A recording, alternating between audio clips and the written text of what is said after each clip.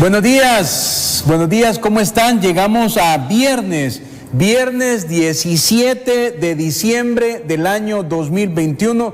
De verdad es un gran gusto que usted esté en sintonía en esta mañana de viernes con TVO Canal 23 y como siempre me lo escuchan decir, agradezco muchísimo a la audiencia que está en todas las plataformas, en el Facebook de TVO, en el Twitter de TVO, en nuestro canal de YouTube y evidentemente en señal abierta para la zona oriental a través del Canal 23 y en señal de cable Tigo, Canal 23, Claro, Canal 24 y ya en Claro Satelital, Canal 93. Quédese con nosotros porque vamos a tener una plática muy interesante. Hoy me acompaña y le agradezco muchísimo por su presencia Dagoberto Gutiérrez, a quien le doy la más cordial bienvenida. Don Dago, siempre es un gusto recibirle. No, muchas gracias. ¿Qué tal? ¿Cómo está? ¿Cómo vamos a terminar la semana? Esta es una semana intensa, al igual que el año. Y al final de este año político se concentran acontecimientos. Aumenta la confrontación interna, lo cual es una buena noticia. Aumenta el comercio. Este es el mes del mercado. Antes, mucho antes, era el mes de la fe y el mes de los cristianos. Era el mes del niño Dios y de los nacimientos. Hoy es el mes del mercado. Y el niño Dios desaparece en medio de las mercancías. La misma Iglesia Católica enmudece y habla el mercado, incluso asumiendo mensajes con mucha espiritualidad. Uno piensa que es la Iglesia Católica, pero al final es el mercado. Todo se ha concentrado aquí. Los que definieron este calendario con estos meses, pienso que jamás supusieron que este mes de diciembre iba a ser el del mercado. Siempre el mercado ha estado relacionado con la actividad religiosa. Por ejemplo, Getsemaní, el bosque de Getsemaní, donde Jesús se retiró. En la noche en que lo capturaron, Getsemaní quiere decir el bosque de los ungüentos. El bosque de los ungüentos, que era una de las mercancías que se vendían en el templo en Jerusalén en esos días. Es decir, siempre estaba vinculado al comercio y al mercado. En el mismo templo, donde aparece la figura de la expiación, los grandes pecadores llevaban al templo a ovejas para que los sacerdotes las mataran, de modo que las ovejas pagaran los pecados del fulano. Eso se llama la expiación. Era una cosa pavorosa. Los más pobres llevaban aves y los sacerdotes del templo igual los mataban, las mataban, expiaban los pecados del otro. Por eso aparece la figura de chivo expiatorio, que es el que paga los pecados de otro o los delitos de otro. Contra eso se levantó Jesús cuando visitó el templo, porque ahí estaban los bancos, los cambios de moneda. Era un centro de comercio. Era un banco, el templo. Y Jesús les dijo: víboras, han convertido en mercado la casa de mi Padre. Eso está en la Biblia. De modo que todo eso se concentra en el mes de diciembre. Es bastante concentrado. El mes de los almacenes. Mire, usted decía, mucho antes, era el mes del nacimiento del niño Dios. Sí. ¿Cómo era mucho antes, el mes del nacimiento del niño Dios en su municipio natal, de chiquito usted? Las señoras y los niños le dedicamos tiempo e imaginación a poner nacimientos en la casa. Eso del nacimiento era una proeza ideológica. La mayor proeza ideológica de la historia la ha hecho la Iglesia Católica. Proeza ideológica. Porque uno ponía un nacimiento donde estaban los pastores. Y nosotros no somos pastores. Donde estaba otro muñequito vestido como los árabes. Y nosotros no somos árabes. Sí. Otro donde había nieve. Y jamás nosotros hemos visto nieve, ni la veremos. Ojalá. Y ovejas. Y nosotros no tenemos ovejas, nada de eso. Uno construía en un rincón de su casa ese nacimiento, pensando en un acontecimiento que había ocurrido miles de años antes. Algo que requería mucha imaginación. Aunque eso estaba fuera de la realidad de uno, de niño, pero ayudó a despertar esa imaginación como instrumento para ir descubriendo las verdades históricas. Eso vendría después. Y uno iba a la iglesia, a las misas, a rezar y a orar por un Dios que no tenía nombre y que además no se podía nombrar. Una cosa rara, sí, y una cosa extraña. Sí. Que es parte de la proeza ideológica del cristianismo. Ya allí ya estaba presente el mercado, pero no en las proporciones gigantescas y absorbentes en que lo está hoy. Porque uno compraba los muñequitos que se hacían ahí mismo en los pueblos. Ahí mismo en los pueblos, ahí ¿verdad? En los pueblos. Los muñequitos y el arbolito de Navidad. Navidad. Uno ni idea tenía que la Navidad es un acontecimiento político, y fue un acontecimiento político de la antigua Roma. Así tan claramente. Claro. En Roma. En Roma. En Roma. Porque el cristianismo se convirtió en la religión oficial del Imperio Romano en el año 325. Después de Cristo. Sí. El cristianismo se convirtió en la religión oficial del Imperio Romano. Exactamente. 325 años después de la muerte de Cristo. Sí. El Imperio Romano cae en decadencia y se descomponía hasta que llegó un tipo genial llamado Constantino, que ya no era italiano sino español. Constantino se dio cuenta que había en la sociedad romana un grupo unido ideológicamente que seguía practicando la solidaridad. Esos eran los cristianos de las catacumbas, los cristianos perseguidos. No se rendían. Esos estaban unidos.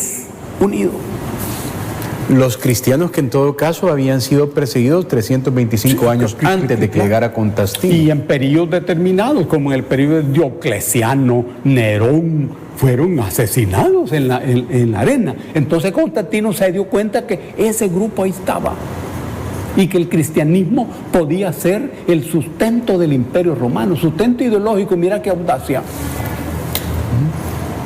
Entonces, el primer paso de Constantino fue hacerse cristiano. Siendo emperador. Emperador romano. El dios de ellos era Helios, es decir, el sol. Esto no. Puchica. No, esto no. Esto era una cosa extraña. Un dios sin nombre, por eso se llama Yahvé. Pero que mantenía unida al grupo, gracias al genio político de San Pablo. Sí. Al genio político de San Pablo, que lo había matado antes otros emperadores, junto con Pedro, que es otro personaje diferente a Pablo. Pedro era el hombre práctico, el hombre sencillo, pero leal. Porque si bien usted nos acaba de decir que Constantino abraza y construye el cristianismo 325 años, Pablo es el que cree el cristianismo. No. Pablo es el que le da la forma política y filosófica al cristianismo y lo va definiendo frente a otras religiones.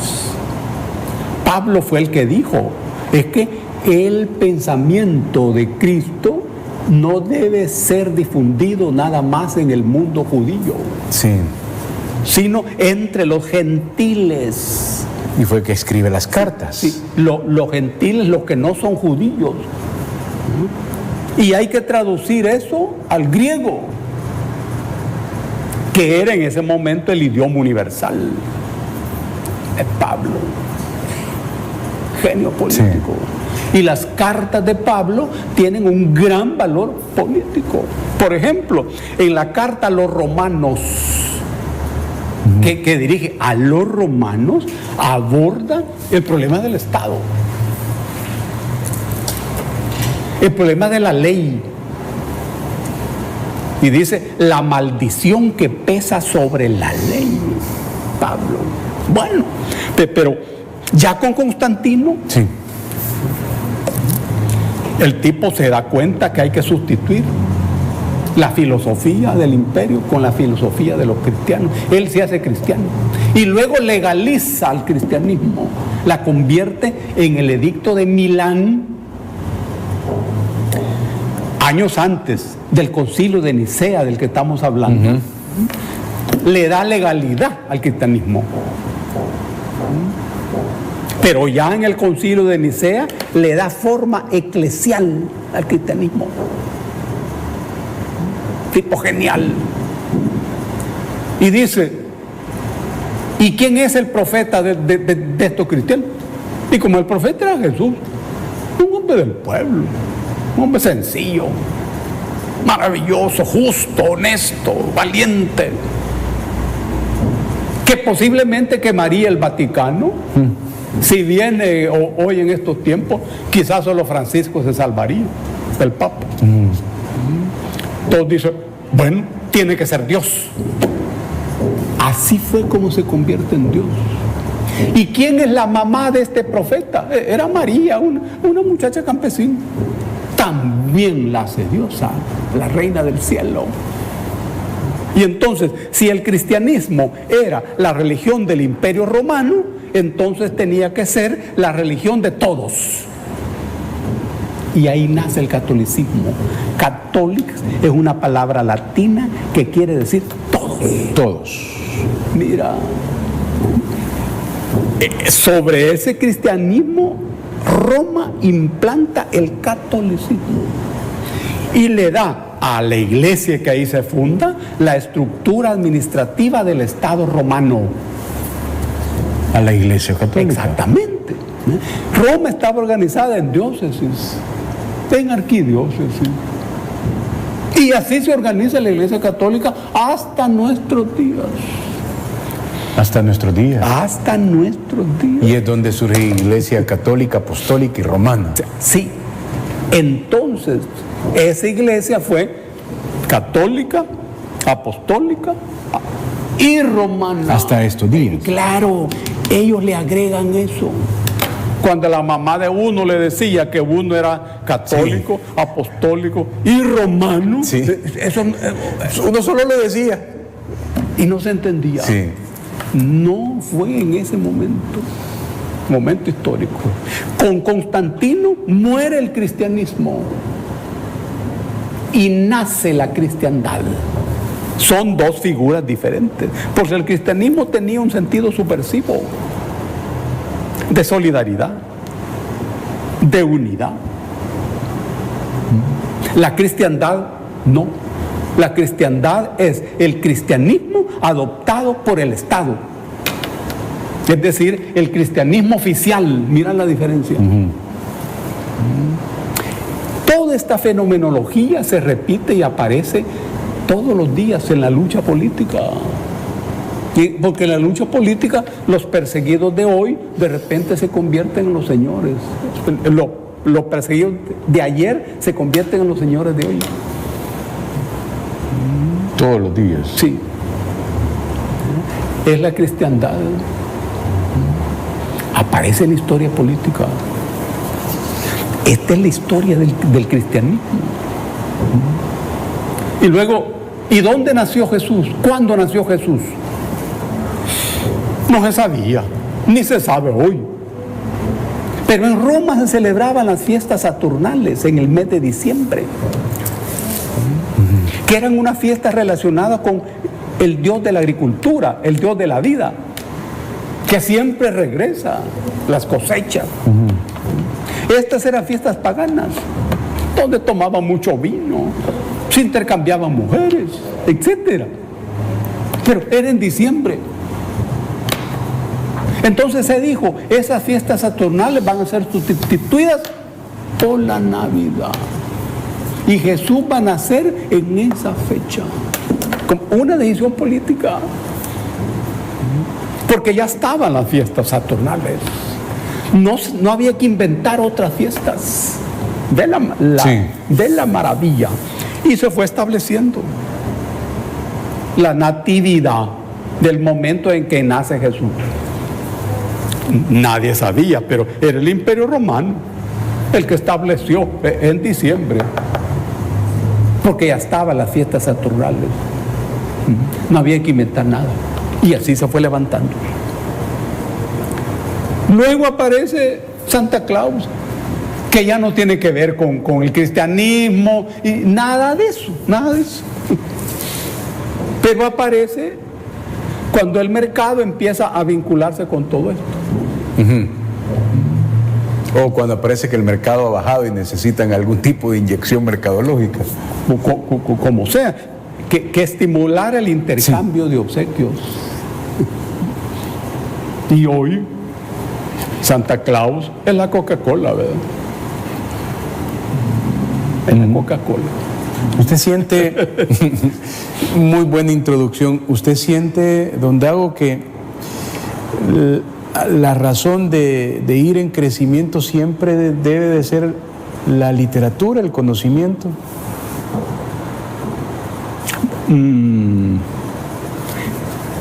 Hay cosas que van siempre hacia adelante. Por ejemplo, el tiempo. Stephen Hawking Era otro nivel, como dicen, ¿no? Sí, que en el tiempo se puede viajar hacia adelante, pero no hacia atrás. Pero también la noción de progreso está situado como un fenómeno que va siempre adelante. Y a uno le enseñan que nunca puede estar en contra del progreso. Ese es un planteamiento ideológico, porque es cierto, en la figura del progreso hay algo que va siempre adelante, pero la pregunta es, ¿progreso para quién? ¿Y progreso de quién? Porque, por ejemplo, si en mi comunidad se construye una supercarretera, claro, ahí gana la empresa que vendió el cemento, ahí gana la empresa que construye la carretera, los trabajadores que la hacen, los profesionales, etc. Pero ocurre que esa carretera pasa por encima de mantos acuíferos, destruye un bosque. Entonces, ¿la comunidad por donde pasa esa carretera ha ganado? No, ha perdido. En los tiempos actuales, las comunidades tienen necesidad de oponerse a ese progreso. Tienen necesidad de oponerse. Oponerse a ese progreso. Claro, en la cabeza hay un motín, porque nos han enseñado que jamás debo oponerme al progreso. Eso se lo enseñan a uno en la escuela, con las primeras letras de los fenicios. Te lo enseñan.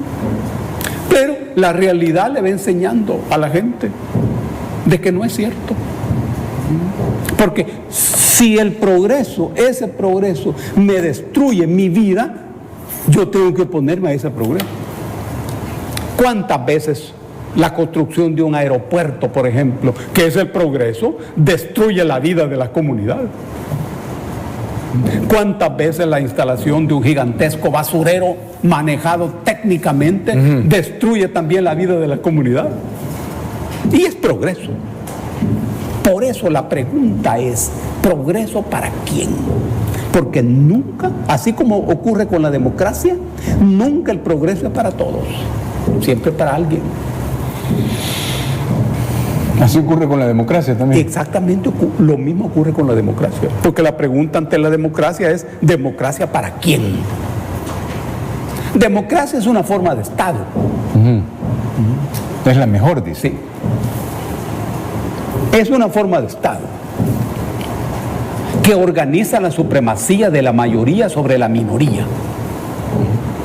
Esta es la esencia de la democracia. Pero la esencia es que la democracia es una forma de Estado. Cuando desaparezca el Estado, desaparecerá la democracia. Claro que en la cabeza a uno le han construido la idea de que la democracia es una gran cosa, sí, que es mejor, pero bueno, ¿y en qué consiste la democracia? Porque cuando se establece una dictadura en un país, se establece a nombre de la democracia. Y utilizando herramientas y caminos democráticos. Claro. Pero cuando los caminos democráticos comprenden consultar con la gente, eso es calificado como dictadura. Aunque también se puede leer como que consultar con la gente se legitiman las decisiones a tomar en una democracia. Sí, se puede entender así, pero no se hace. ¿El Salvador es un sistema democrático? Formalmente es un sistema democrático, formalmente. Y lo es porque la Constitución dice que el gobierno dice, es republicano, democrático y representativo. Entonces a mí me preguntan si es democrático, sí, porque lo dice la Constitución. Ahora, eso supone entonces que la democracia en mi país no tiene nada que ver con lo que come la gente, con lo que vive la gente, con lo que viste, a dónde duerme, con el trabajo de la gente. La democracia entonces en mi país no se mete en eso. ¿Y por qué es democrático El Salvador? Porque la gente vota. Porque la gente vota. Nada más por eso. Por eso se llama democracia formal. La formalidad a la que se alude es que no tiene riña con la realidad. La realidad es otra cosa. Pero la democracia sigue en pie. Consiste en que la gente vote. No en que la gente tenga comida, no en que tenga vestido, no en que tenga medicina. La democracia no se mete en eso. Mira la tragedia. Mira la tragedia de la democracia entendida de esa manera. Entendida de esa manera. Cuando se levanta un gobierno que gobierna con la mayoría, que introduce en la Constitución figuras como el plebiscito, como el referéndum revocatorio. Esa forma de gobernar es calificada como dictadura. ¿Pero por quién es calificada como dictadura? Voy a hacer una pausa y me quedo en inquietud y me quedo con la inquietud para nuestros televidentes. Estoy conversando en este viernes con Dagoberto Gutiérrez. Tiene un par de libros ahí muy interesantes. Vamos a hablar de ellos cuando vengamos de esta primera pausa, porque don Dago siempre, creo yo, aprovecha estas oportunidades para que la gente se sumerja en el conocimiento y la literatura. Así es que vamos a hablar de ello cuando vengamos de esta primera pausa. Centro de Negocios Multiservices ofrece servicios notariales, bodas civiles, taxes, renovación de TPS, traducciones, llenado de aplicaciones, contrato de vivienda, venta y renta de casas, formas de inmigración, verificación de casos de inmigración, DMV Services, MBA Services y poderes notariales salvadoreños. Llama ya al 571-484-2958 o visítanos en 101 East Holly Avenue, Suite 3, Sterling, Virginia, 20164, contiguo a DMV Sterling. Dale salud a tu vida con los mejores especialistas de la medicina. Realizarse un chequeo regularmente es la mejor inversión para su salud. Evite el sobrepeso y practique el ejercicio. Mantenga una alimentación sana, le ayudará a que su organismo funcione mejor. Prevenir antes de curar es nuestro objetivo. Dale salud a tu vida, lunes y miércoles a las 6 de la tarde, aquí en TVO Canal 23.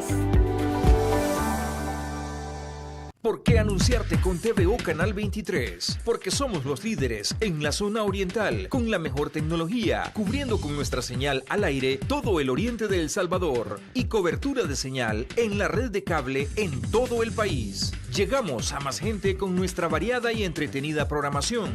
Usted se anuncia en cualquiera de nuestras franjas o programas en vivo, con excelentes tarifas. Contamos con más de 500,000 de likes y seguidores en nuestras redes sociales.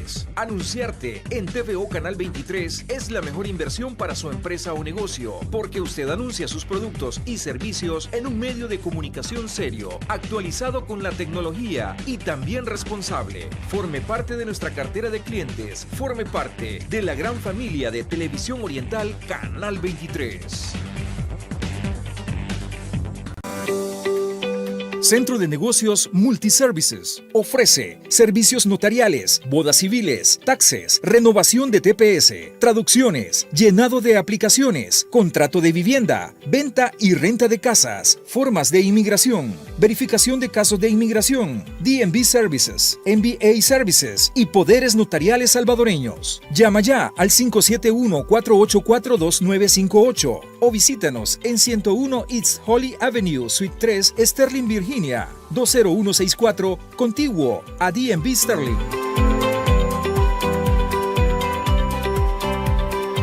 Dale salud a tu vida con los mejores especialistas de la medicina. Realizarse un chequeo regularmente es la mejor inversión para su salud.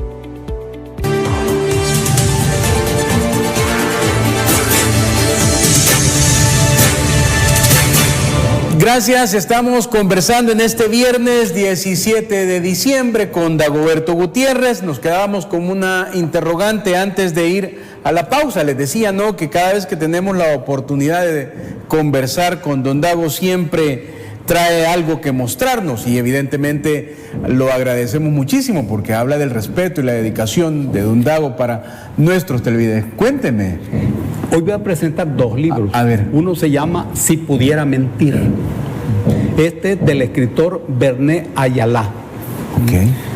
Verne fue un combatiente durante la Guerra Civil, Okay. de las Fuerzas Armadas de Liberación, del Ejército del Partido Comunista. Después abogado, después fiscal, y hoy es el escritor más vital que El Salvador tiene. Oye, mire, esa es una sentencia. Sí. Vital. Si pudiera mentir. Si pudiera mentir. Esta es la historia de la ofensiva y del asesinato de los jesuitas. Verne, de manera literaria, ciñéndose lo más posible a la realidad, cuenta esto, construyendo personajes. Es un amorillo entre la realidad y la ficción. Juega muchísimo. Así entre como es la vida. Sí. Así como es la vida. Esto lo pueden adquirir en la librería de la UCA. Ok. De la UCA. ¿Y se atreve Verne a citar nombres? ¿Y crea personajes y todo? ¿Con nombres o con sinónimos? Hay que leerlo. Hay que leerlo. Sí. Ok. Si te pudiera mentir. Los personajes aparecen co-construidos. ¿Él vive, Dagoberto? Sí. Era un exguerrillero, dice. Exguerrillero. Hoy es escritor. Hoy es escritor. ¿Por qué será que no quiero detenerle la idea, pero por qué será que tienen que ocurrir programas como estos para que la cantidad de gente que nos está viendo se dé cuenta que existe esto, que así como lo acaba de escribir usted, es extraordinario? Es que a los que mandan en el país, que son los oligarcas, sí, no les interesa esto. Necesitan que la gente lea lo menos posible, que reflexione lo menos posible. Porque al leer esto, lo menos que uno puede hacer es reflexionar. ¿Qué es lo que pasó? ¿Qué es lo que ha pasado? ¿Y qué es lo que está pasando? Y ese es el trabajo de Verne en este libro, remover las ideas. Ok. Bien. El otro libro de Isabel Allende, una escritora chilena. Sí. Se llama Inés del Alma Mía, como ustedes pueden ver. Es la historia de Inés Suárez, una española de una zona que se llama Extremadura, que en el alto voltaje de la invasión europea que sufrimos en el siglo XVI, se traslada a Chile. Y esta es la historia de Pedro de Valdivia, de Francisco Pizarro, de la construcción de las ciudades chilenas, de las guerras internas entre los mismos invasores, las muertes entre los mismos invasores, y el personaje de una mujer, Inés Suárez. Es importantísimo. Las novelas le enseñan a uno historia, filosofía, geografía, economía. Bueno, Ernesto Sábato algún día dijo que las novelas permitían conocer la naturaleza humana, ¿verdad? Exactamente. Si vos querés conocer bastante de geografía, por ejemplo, debes de leer Los hijos del capitán Gran, de Julio Verne. Julio Verne es geografía. Y si querés conocer algo de la geografía rusa, has de leer Miguel Strogoff o El correo del zar, también de Julio Verne. Ojalá que ustedes puedan leer estos libros. Y si se pudiera leer algo, fíjese que a mí me encantan estas conversaciones con usted porque son en el buen sentido de la palabra, y yo estoy seguro que nuestra audiencia lo aprecia, profundas, y lo importante es que la gente vea y que se quede con lo que se quiera quedar, ¿verdad? Sí. Que es lo más importante. Entonces, esto de leer siempre debe de ser un hábito, usted lo acaba de decir, porque es que no leemos mucho. Y entonces le iba a preguntar, le iba a hacer como... Yo también ando aquí siempre mi mochila, mire, creyendo leer algo también. Sí. Y me ando leyendo esto que es de Charles Bukowski, escrito de un viejo indecente. Yo no soy tan profundo como usted, pues, sobre la literatura, ¿verdad? Pero a mí me parece que él narra el americano pobre, la vivencia del estadounidense pobre, sufrido, ¿verdad? Más que aquel del sueño americano. Y eso lo convierte en un escritor maldito, le llaman a partir de eso. Y se lo retomo porque es interesante que la gente lea, ayuda muchísimo. Exactamente. Los escritores expresan su tiempo y la sociedad en la que viven. Sí. Generalmente la literatura de los escritores estadounidenses es dura. Sí, ¿verdad? Sí. Hay que ir ahí. Sí. Y muy vinculada a la ganancia, a la utilidad. Es que esa es la sociedad estadounidense. Sí. Es que les pagaban por letras escritas también, ¿verdad? Por palabras. Pero uno aprende. Claro. Incluso escritores como Hemingway, que a mi juicio es el más vital de los escritores estadounidenses, y que escribió sobre otros aspectos de la vida, como el amor, como las plazas de toros. Habló y escribió sobre la guerra civil, por quién doblan las campanas. Hemingway tiene una literatura así, palabras directas, sin muchas figuras y casi sin figuras. Es la filosofía pragmática de ellos. Pero ellos tienen buenos escritores, los estadounidenses. Y sin duda, hoy que Estados Unidos atraviesa por un momento de crisis, de hegemonía. Es un escritor muy leído actualmente en los mismos estadounidenses. En tanto imperio. Exacto. Producirá sus escritores. Bukowski, por lo que me estás explicando, es de esa generación, que no habla de la grandeza del capital, sino de la naturaleza humana. Por lo que vive y sufre el estadounidense común y corriente. Exacto. Por eso es importante. Y sin duda por eso le dicen escritor maldito. En esa sociedad, que es muy diferente a la de nosotros. Bien, que nos sirva todo esto de introducción, estimado Dagoberto, para hablar de temas importantes. Hablemos de Centroamérica. ¿Cómo está Centroamérica en este momento? Es decir, intenso, me voy a quedar yo con esa palabra, pero mejor su análisis. Bueno, nosotros somos centroamericanos, pero sabemos que Centroamérica no existe políticamente.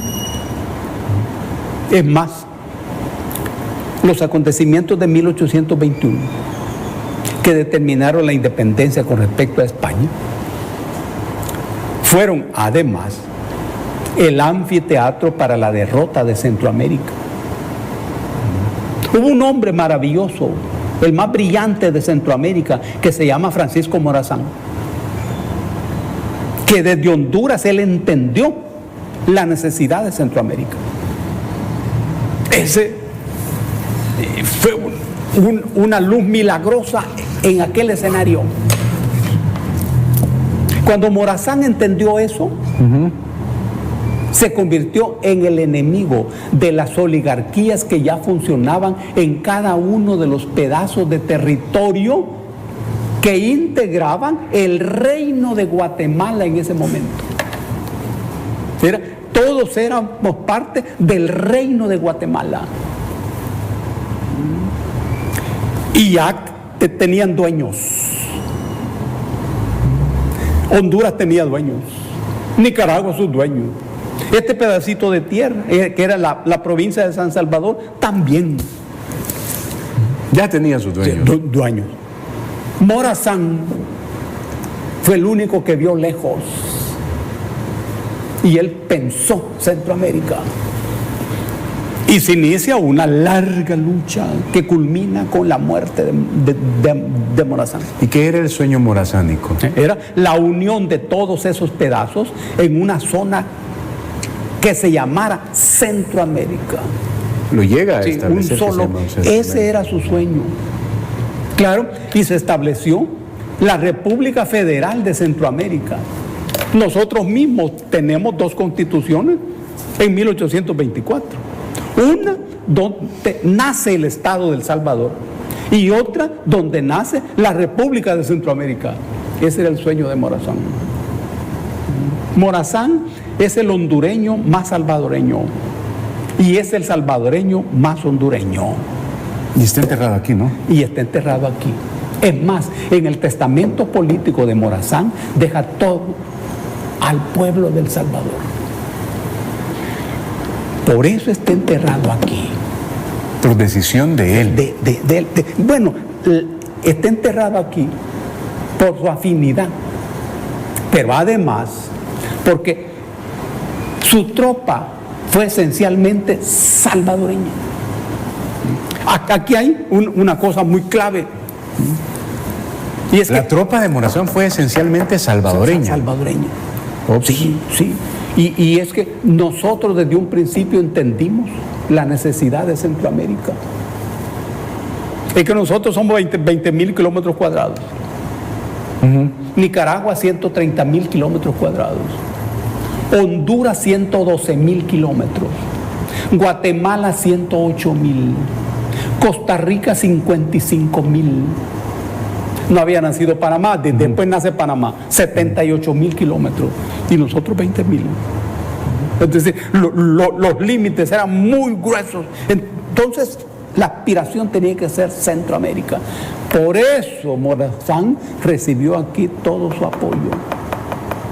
¿Ya? Y por eso en nuestro país hay un departamento que se llama Cabañas.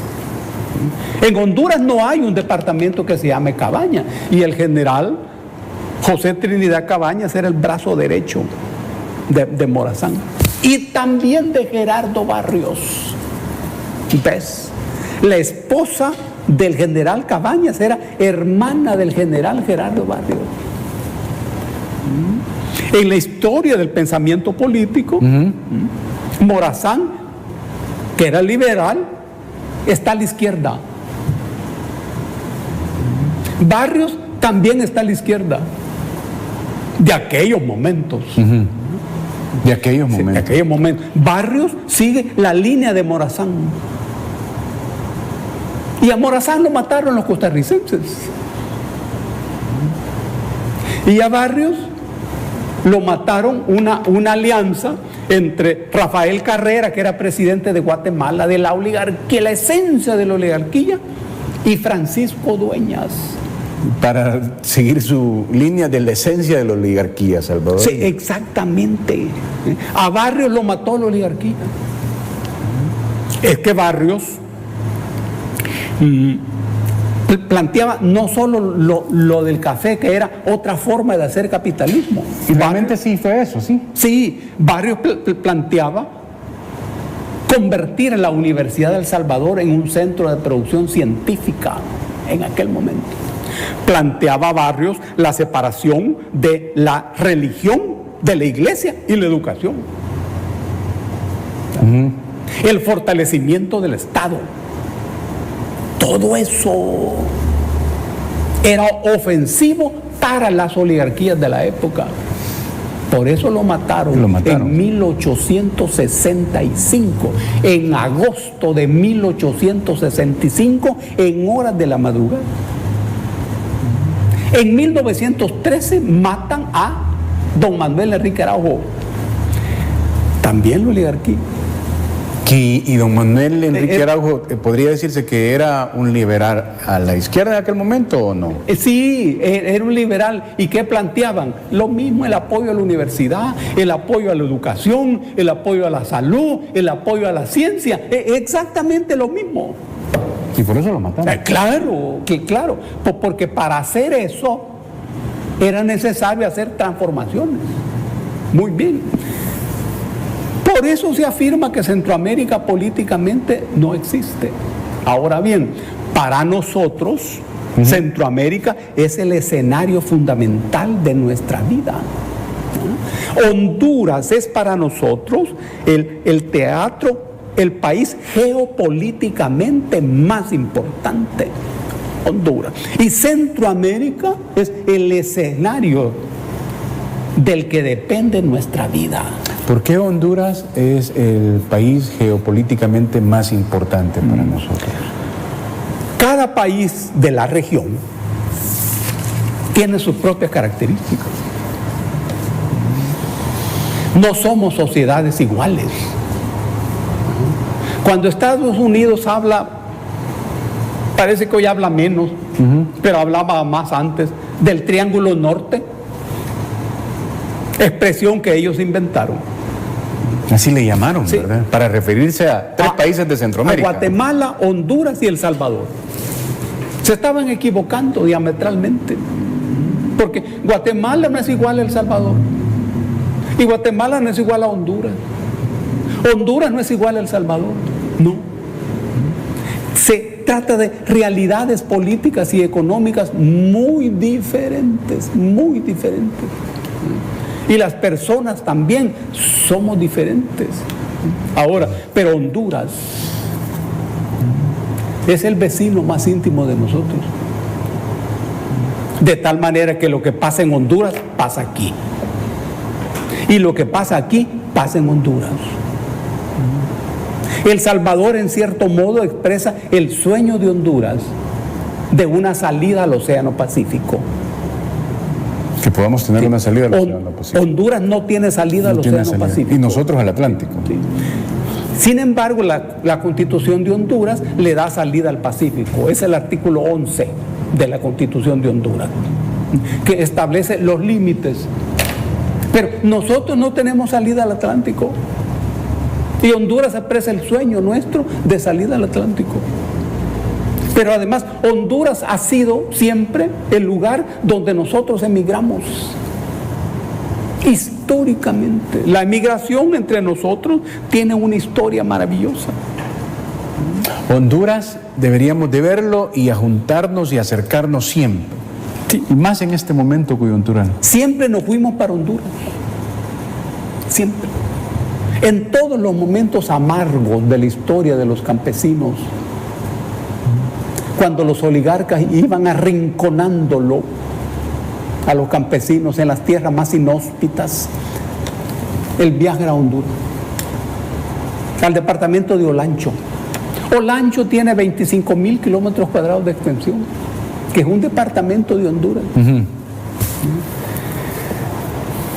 Y ahí se concentró hasta que vino el gobierno del general Osvaldo López Arellano, que planteó una reforma agraria en Honduras. Y tenía 3 caminos López Arellano: o las tierras de la United Fruit Company, de los gringos, Estaba bien establecido o ahí. las tierras de los oligarcas hondureños, o las tierras de los salvadoreños. Prefirió las tierras de los salvadoreños. Bueno, nosotros tenemos con los hondureños identidades e identificaciones. Somos el pueblo con el que más nos parecemos.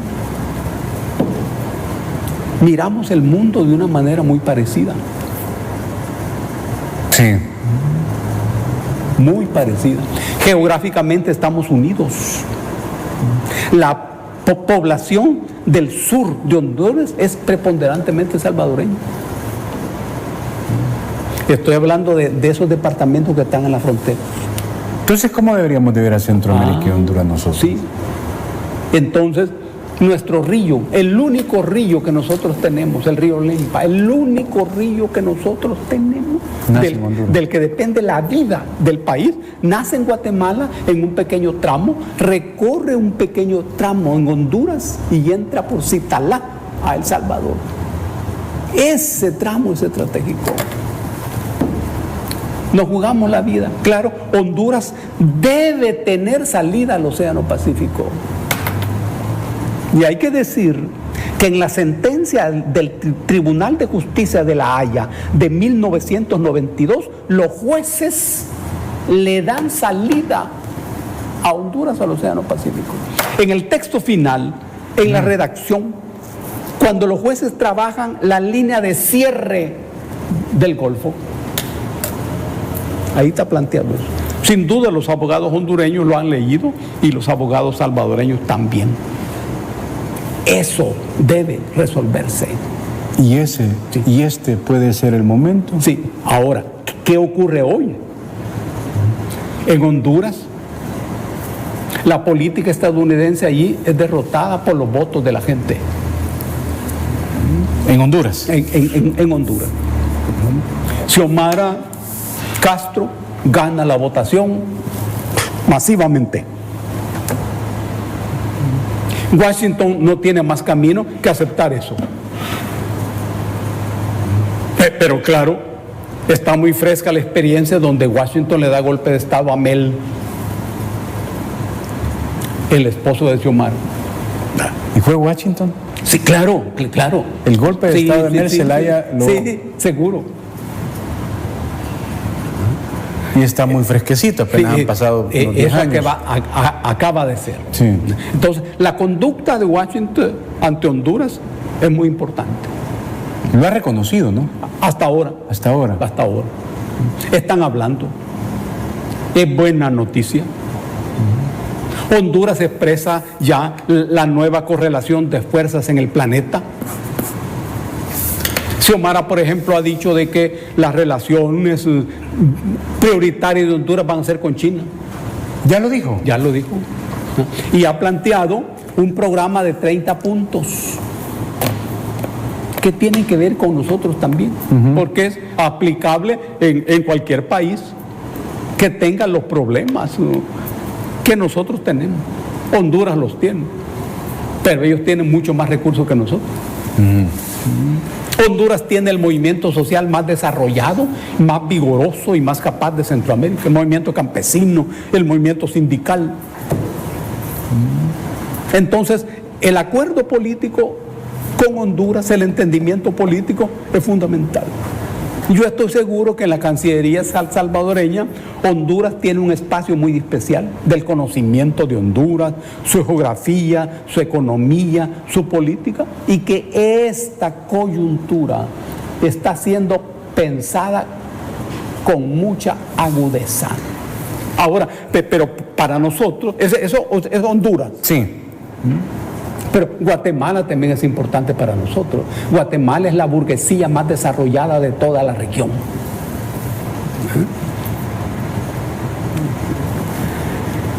Y tenemos un intercambio. En Guatemala hay muchísimas más desigualdades que en El Salvador. Ah, sí, claro. Más profundas. Es que ahí está la burguesía más desarrollada de toda la región. De toda la región. Sí, entre más desarrollado esté el capitalismo, sí, más desigualdad hay. Sí. Y hay un intercambio intenso. Nicaragua, el país más grande de la región, Sí. con mucha riqueza,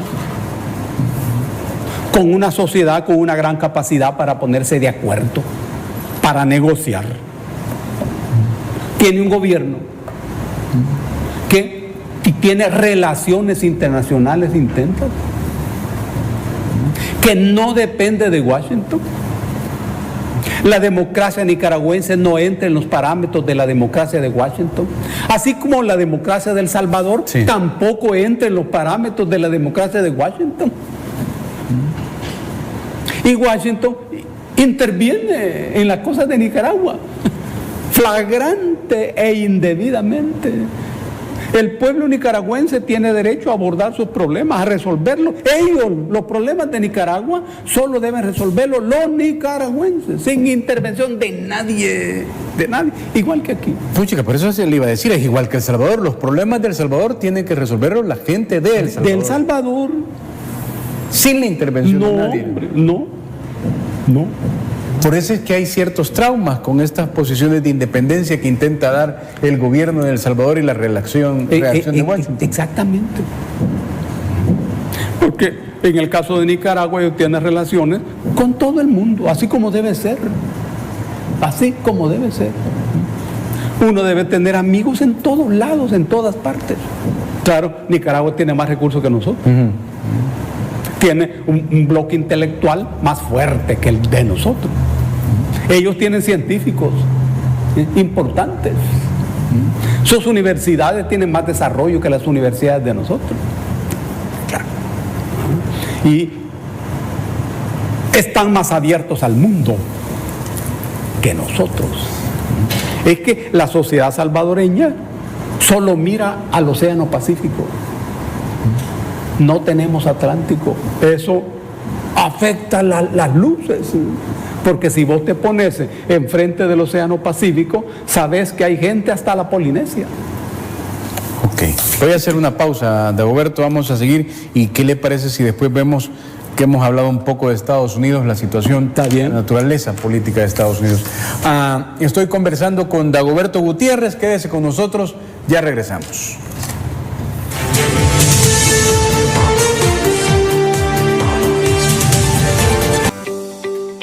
Centro de Negocios Multiservices ofrece servicios notariales, bodas civiles, taxes, renovación de TPS, traducciones, llenado de aplicaciones, contrato de vivienda, venta y renta de casas, formas de inmigración, verificación de casos de inmigración, DMV Services, MBA Services y poderes notariales salvadoreños. Llama ya al 571-484-2958 o visítanos en 101 East Holly Avenue, Suite 3, Sterling, Virginia, 20164, contiguo a DMV Sterling. Dale salud a tu vida con los mejores especialistas de la medicina. Realizarse un chequeo regularmente es la mejor inversión para su salud. Evite el sobrepeso y practique el ejercicio. Mantenga una alimentación sana, le ayudará a que su organismo funcione mejor. Prevenir antes de curar es nuestro objetivo. Dale salud a tu vida, lunes y miércoles a las 6 de la tarde, aquí en TVO Canal 23. ¿Por qué anunciarte con TVO Canal 23? Porque somos los líderes en la zona oriental, con la mejor tecnología, cubriendo con nuestra señal al aire todo el oriente de El Salvador y cobertura de señal en la red de cable en todo el país. Llegamos a más gente con nuestra variada y entretenida programación. Usted se anuncia en cualquiera de nuestras franjas o programas en vivo, con excelentes tarifas. Contamos con más de 500,000 de likes y seguidores en nuestras redes sociales. Anunciarte en TVO Canal 23 es la mejor inversión para su empresa o negocio, porque usted anuncia sus productos y servicios en un medio de comunicación serio, actualizado con la tecnología y también responsable. Forme parte de nuestra cartera de clientes, forme parte de la gran familia de Televisión Oriental Canal 23. Centro de Negocios Multiservices ofrece servicios notariales, bodas civiles, taxes, renovación de TPS, traducciones, llenado de aplicaciones, contrato de vivienda, venta y renta de casas, formas de inmigración, verificación de casos de inmigración, DMV Services, MBA Services y poderes notariales salvadoreños. Llama ya al 571-484-2958 o visítanos en 101 East Holly Avenue, Suite 3, Sterling, Virginia, 20164, contiguo a DMV Sterling.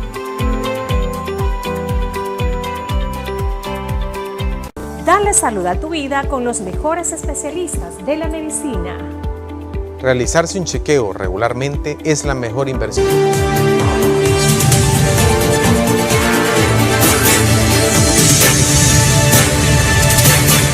Gracias por su sintonía. Agradezco los comentarios en nuestras redes sociales. Sigo conversando con Dagoberto Gutiérrez. Estábamos haciendo un análisis, mejor dicho él, desde la perspectiva centroamericana. Nos metimos un poco a los Estados Unidos que está con mucha presencia en el argot salvadoreño. ¿Cómo es la naturaleza política en este momento de los Estados Unidos en relación a Centroamérica, Dagoberto, y específicamente con El Salvador? Estados Unidos, desde el final de la Segunda Gran Guerra Europea, logra que el dólar, su moneda, se convierta en la moneda de todos. Del final de la Segunda Gran Guerra Europea. Sí. Logra que el dólar sea la hegemonía económica. En todo el planeta. Claro. Eso le dio a Estados Unidos una definida calidad de imperio. El gendarmen del mundo, Sí. como decíamos. Y entonces todo en el planeta se compraba y se vendía en dólares. Y ellos se convirtieron en los amos, los dueños de todo. Se levanta la Unión Soviética. Después de esa Segunda Gran Guerra Europea, como el otro gran poder. Y formalmente se entabla la confrontación entre capitalismo y socialismo. Bueno. Nuestro país se movió en esa pelea, en ese escenario, dependiendo de los Estados Unidos. Nosotros, como sociedad humana, siempre hemos dependido. Antes que nos invadieran, en 1524, dependimos primero de los mayas. Pero nosotros también somos parte maya. Luego del Imperio Azteca. Cuando desaparecen los mayas, se levanta el Imperio Azteca. El Imperio Azteca tenía un poco más de 200 años de existencia cuando viene la invasión. Y cambió. Pasamos a depender de los invasores, de los españoles. Eso duró más de 300 años. Cuando viene la independencia, pasamos a ser influidos grandemente por los ingleses. Termina el predominio de los ingleses y aparecen los gringos. Esta es la historia. Estos, como imperio, necesitan controlar todos los centros productores de materias primas, de agua, de petróleo, de cobre, de hierro, de uranio, en todo el mundo. Y para eso necesitan tener tropas aquí, tropas allá, bases militares. Tiene Son más los intereses. Sí, más de 1000 bases militares regadas en todo el planeta. Yo estaba en cuarto grado en Chalchuapa, en una escuela de Chalchuapa, cuando se presentó una película de la Embajada de Chile. El ministro de Educación era don Saúl Flores. Viruleño, por cierto. Sí, que había estudiado en Chile. Entonces, en esa película se presentaba el funcionamiento de las grandes minas de cobre en Chile. Y cómo los Estados Unidos intentaba robar esa riqueza, controlar esa riqueza. Eso aparece en la película. Yo había leído antes un libro sobre la vida de Jesús, donde me di cuenta que el Imperio Romano había matado a Jesús. Y no me gustaron los imperios. Y en esa película aparece el imperio de los Estados Unidos. Y tampoco me gustó. Estábamos hablando de cuarto grado. Estamos hablando de 10, 11 años. Sí, la historia sigue caminando. Estados Unidos, a través de la historia, puso y quitó gobierno. Montó golpes de Estado en distintas partes. Invadió distintos lugares. Estados Unidos, a través de la historia, puso y quitó gobiernos en El Salvador. Sí, en todas partes. En todas partes. En todas partes. No solo aquí. Y, sin embargo, como ocurre en el planeta, se derrumba la Unión Soviética al final de la década de los 80, 1990, se derrumba la Unión Soviética. Y Estados Unidos se convierte formalmente en el único poder. Y define un mundo unipolar, establecido y definido bajo su única fuerza y su único control. Este fue el momento de mayor peligro para el imperio estadounidense, porque consideró que no tenía rivales. Y de repente se alza, de repente, entre comillas, dos poderes. Rusia, China. ¿Sí? Y entonces Estados Unidos se complica. Pierde el control del mercado internacional. Pierde el control de la producción de bienes. Pierde el control del mundo de la energía. Y también la supremacía militar. Aparecen otros poderes en el mundo, en los momentos en donde ese imperio empieza a descender, en lo económico, en lo político, en lo militar, en la cohesión interna de la sociedad. Eso es normal. Así ocurre con todos los imperios. En ese momento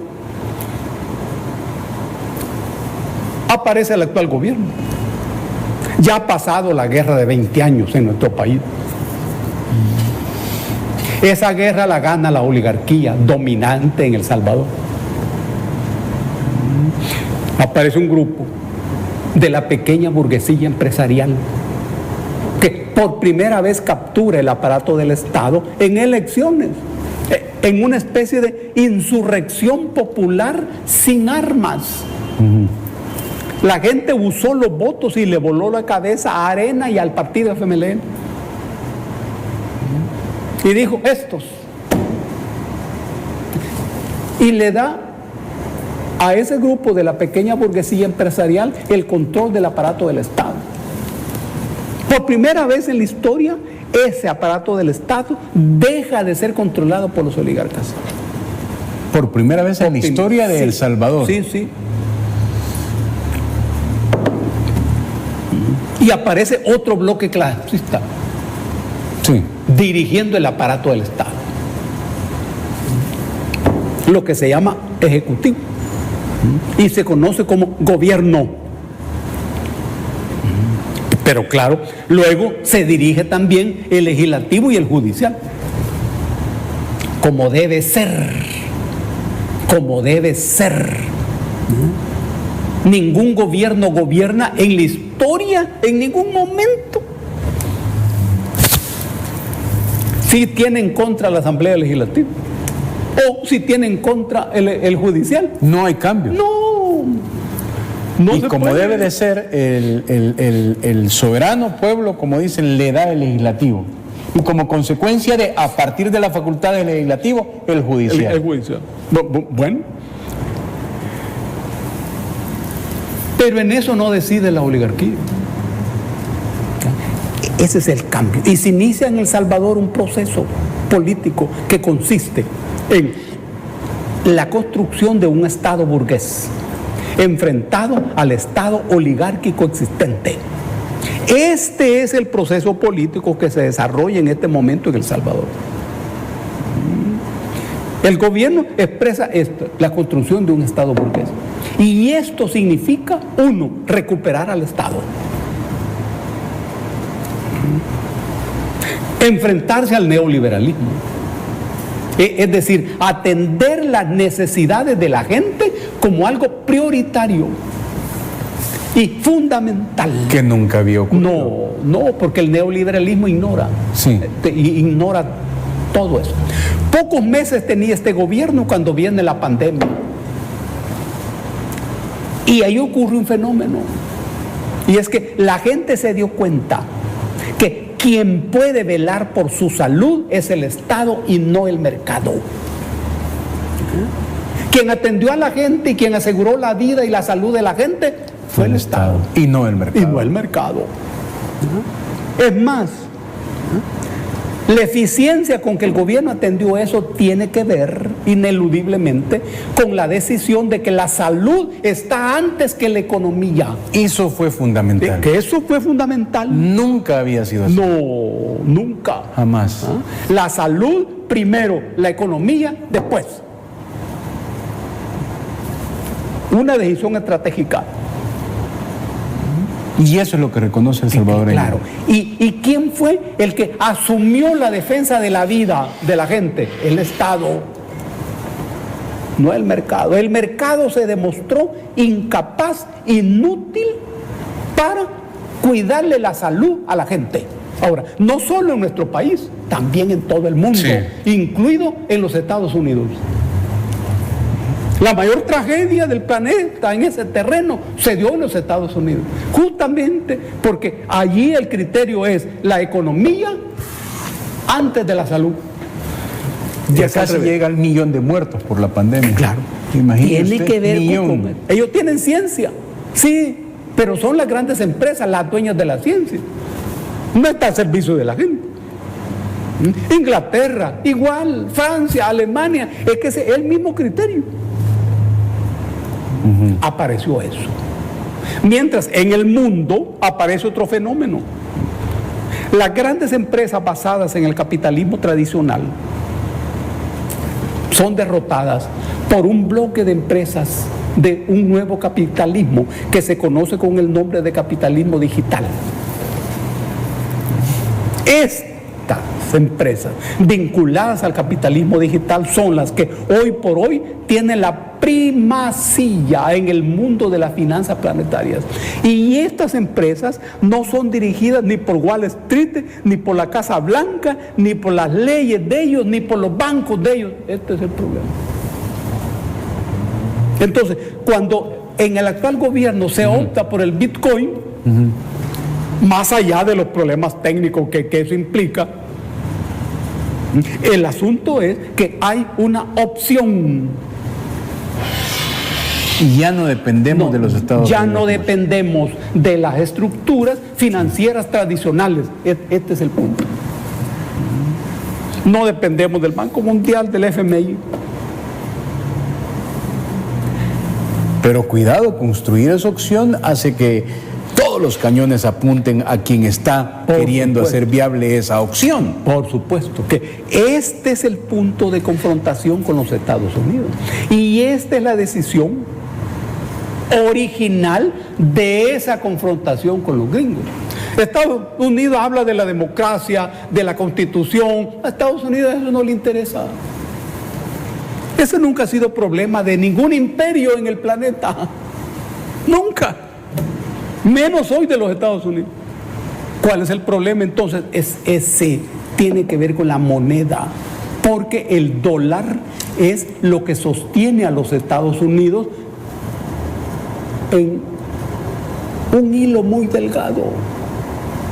Porque Estados Unidos tiene el gran problema de ser el mayor deudor de la historia del capitalismo. ¿Y quiénes son los mayores acreedores de los Estados Unidos? China, Rusia. Es el país que más debe en el planeta, en la historia del capitalismo. Entonces, Estados Unidos está en condiciones de dar recetas a algún país para llevar su economía. No, claro que no. Ellos pueden intentarlo y hacerlo. Eso es lo que hacen. Pero es otra cosa. Pero además, en el tema de la democracia, igual. Es que por las necesidades de un imperio que descansa en su fuerza, más que en el poder. Esta es la característica de los imperios. Entonces, ¿quiénes son los amigos de los imperios? Las mayores dictaduras, los gobiernos más asesinos. Ellos son amigos del alma de Arabia Saudita, por ejemplo. Y cuando descuartizan los sauditas al periodista Khashoggi en la embajada de Arabia Saudita en Ankara, en Turquía, Estados Unidos calla. Cuando Piñera en Chile masacra a la población que está en las calles en Santiago de Chile. Hoy hace poco Sebastián Piñera, en este levantamiento que hubo por la Constitución, exactamente, hubieron muertos. Una gran cantidad de muertos. Estados Unidos calla. Cuando Duque en Colombia mata muchachos y muchachas en todas las ciudades colombianas, Estados Unidos calla. Es decir, carece de autoridad moral para hablar de defensa de los derechos humanos. Son dos taras que Estados Unidos tiene en este momento. Pero además, nosotros somos el país más pequeño del continente. Sí. El más pobre. Somos los que menos leemos. ¿Y cómo es que se da esa confrontación entre el gran imperio y nosotros? Nosotros somos David y ellos son Goliat.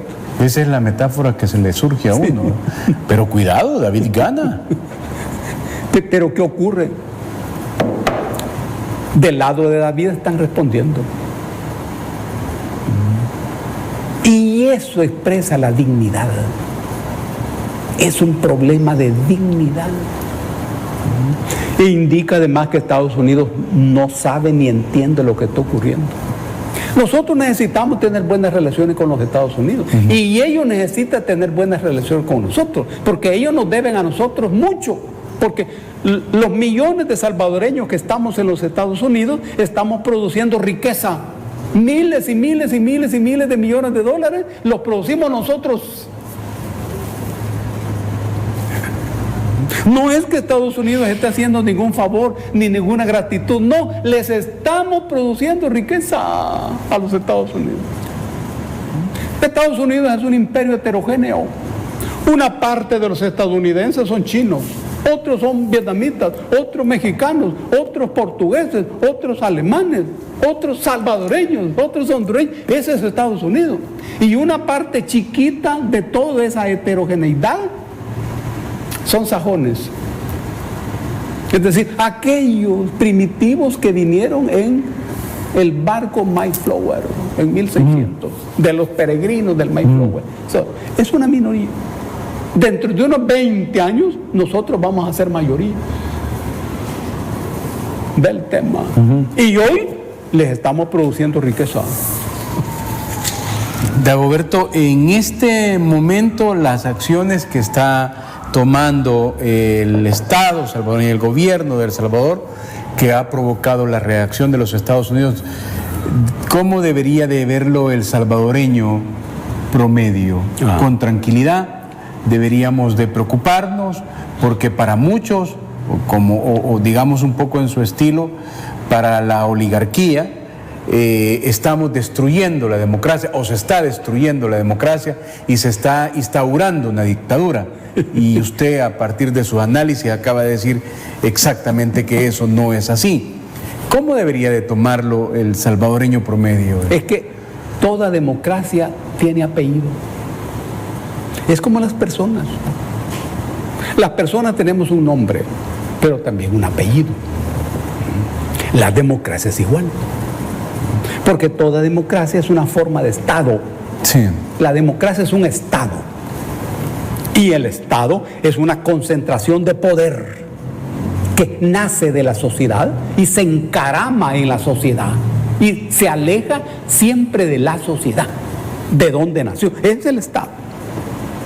Ahora, la democracia de los Estados Unidos, ¿es la misma democracia de nosotros? No. No. La democracia de los Estados Unidos es la de los grandes banqueros. Es la del consorcio militar industrial. Es la de las grandes empresas comerciales e industriales. Esa es la democracia. Esa es la democracia que vive toda la población de los Estados Unidos. Ahora, ¿esa es la democracia que nosotros necesitamos? No. No. Ahora bien, ¿y cuál es la democracia que nosotros vivimos? Es la de los oligarcas. Esa es la que vivimos. Claro. Hemos entendido tiempo pasado, como nos la quisieron entender, ¿verdad? Exactamente. En donde las personas tienen derecho a la salud, pero no tienen salud. Tienen derecho a la educación, pero no tenemos educación de calidad. Y eso explicaba todos los hospitales destruidos y todas las escuelas destruidas. Exactamente. Estaba en el papel. Esa es la democracia. Donde la Constitución dice que el trabajo no se considerará artículo de comercio, pero ocurre que el trabajo es un artículo de comercio. Y la gente lo que vende y lo que le pagan es su fuerza de trabajo. Esa es la democracia. En El Salvador, la democracia consiste en el hecho de votar en cada campaña electoral, pero no tiene nada que ver con las condiciones materiales de existencia de la persona. Ahora, esa es la democracia de los oligarcas. Esa democracia debe ser sustituida por otra democracia, por la democracia de la gente. Claro, hay que terminar con esa democracia y construir otra democracia, donde la gente tenga salud, educación, trabajo, vivienda, donde seamos capaces de producir ciencia. Pero la gente neoliberal lo primero que dice es: ¿de dónde vas a sacar ese dinero para eso? Exactamente. Eso es lo que dicen. Sí. Y que al prometerlo y decirlo es puro populismo. Porque para el neoliberalismo la clave es el dinero. Y todo se mide en dinero. Pero en esta visión no es así. No todo se mide en dinero. Por eso la pregunta de ellos: ¿de dónde vas a sacar el dinero? Porque el corazón del neoliberalismo es la ganancia y la utilidad, y no el ser humano. Si se cambia esa noción de democracia, el ser humano está en el centro. Y todo pasa a girar alrededor de eso. Esa es otra democracia. Sí. Ahora, esta democracia, para los oligarcas y para los gringos, ¿sí?, y para los neoliberales, ¿cómo se llama? Dictadura. Dictadura. ¿Y cómo se llama para nosotros la democracia de ellos? Dictadura. ¿Y cuál es la diferencia entre una y otra dictadura? Que la dictadura de ellos es dictadura de la minoría y la dictadura de nosotros es dictadura de la mayoría. Dándole a ellos como quisieran llamarlo dictadura, es la dictadura de la mayoría. Sí, exactamente. Este es el tema y este es el pleito. Entonces, es ineludible. Ineludible. Ahora, los conflictos de los países como el nuestro hay que situarlos sin falta en el entorno planetario. Sí. Porque nosotros somos una parte de un todo que está... Dagoberto, miren, ¿no sería surrealista en nada de pronto tener la visita de Vladimir Putin? No, en absoluto. Para nada surrealista. No, en absoluto. Y sería positivo. Positivo, altamente positivo. Yo no me lo había imaginado. Pero sí, es que eso se corresponde con los tiempos actuales. A partir de lo que estamos conversando. Claro. Son los tiempos actuales. Sí. ¿Usted sintió, con mucho respeto, con todos y sus abriles encima, que iba a haber este tipo de situación? ¿O sentía que no lograba ver este tipo de situaciones que son, la mejor palabra, creería yo, es inéditas, ¿verdad? Qué buena pregunta. Mira, nosotros trabajamos la lucha política en el filo de los procesos políticos históricos. Me quedan 2 minutos, pero no pierda la idea. No siempre le damos la atención decisiva a las personas, sino a los procesos. A los procesos. Y entonces, los procesos siempre le permiten a uno mirar más adelante. Mirar más adelante. y no emposarse. Por ejemplo, el FMLN guerrillero, con muchos méritos increíbles, hicimos una guerra de mucha inteligencia, brillante. Sí, pero ya en el otro proceso y ya no. Fracaso total. Sí, sí, pero eso queda en la historia. Y la historia se emposa. No, la historia sigue caminando. Y uno le sigue prestando atención a ese proceso. De repente aparece este gobierno. De repente. Ahora, ¿este gobierno es una cosa aislada de todo esto? No, es parte de todo. Es el resultado de todo esto. Exactamente. Ahora, este proceso ya se sitúa en otro momento planetario. Fíjate vos que cuando desatamos la ofensiva de 1989, en ese momento se derrumba la Unión Soviética. Sí. Los gringos invaden Panamá y capturan a Noriega. Momento difícil. Hoy no. Sí. Por eso hoy está China aquí en el país, que es un signo de los nuevos tiempos. Está Rusia en el país, un signo de los nuevos tiempos. Y cuando hablamos de eso, la cabeza se abre a todas las posibilidades. Para entender eso que viene, Washington no entiende eso. Sí. Washington no. No solo eso, y no le preocupa, le inquieta y entonces se activa. Es que ellos piensan que estas regiones son lo que ellos llaman su patio trasero. Y olvidan que somos libres, que somos independientes y que no somos colonia. Y que los países del continente, para hablar del continente, son libres de construir su propio camino. Y que todo eso que usted acaba de decir en un minuto ya es cotidiano también en la mayoría de salvadoreños. Claro, así debe ser. Cuba tiene derecho a construir su propio camino y lo está haciendo brillantemente. Los cubanos tuvieron su vacuna antes que los gringos. ¡Qué proeza científica! No, y es como para cerrar, por ejemplo, que el aparato ideológico tiene 30 años de destruir lo que ellos llaman la dictadura de Maduro, y ahí está. Ahí está Venezuela. Sí. Produciendo casi 1 millón de barriles de petróleo diarios, vendiéndolo a todas partes, excepto a los Estados Unidos. La economía venezolana para arriba, allá hay de todo hoy. La compañía aérea venezolana llevando los productos de Venezuela a todo el mundo. Eso está ocurriendo. ¿Ves? Nicaragua moviéndose y trabajando como debe ser. Eso se debe respetar. Honduras también en su propio proceso, que nos importa mucho a nosotros. Esa es la historia. Ok, ya cuando Fran se pone 3 veces ahí, Roberto, es que ya no me puedo robar más. Señor, siempre es un gran gusto. Un abrazo para todos y para todos. Ojalá nos podamos ver. Si no, por favor, dé su mensaje de qué va a decir. Y feliz Nochebuena y feliz Año Nuevo. Háganle tiempo a estudiar un poco. Diviértanse mucho, cumplan las indicaciones médicas que las autoridades están dando. Gracias, señor. Le agradezco muchísimo. A usted le agradezco muchísimo por terminar una nueva semana más aquí en TVO Canal 23. Lo veo, Dios mediante, el próximo lunes a las 6:30 de la mañana. La entrevista queda ahí colgada. Dios.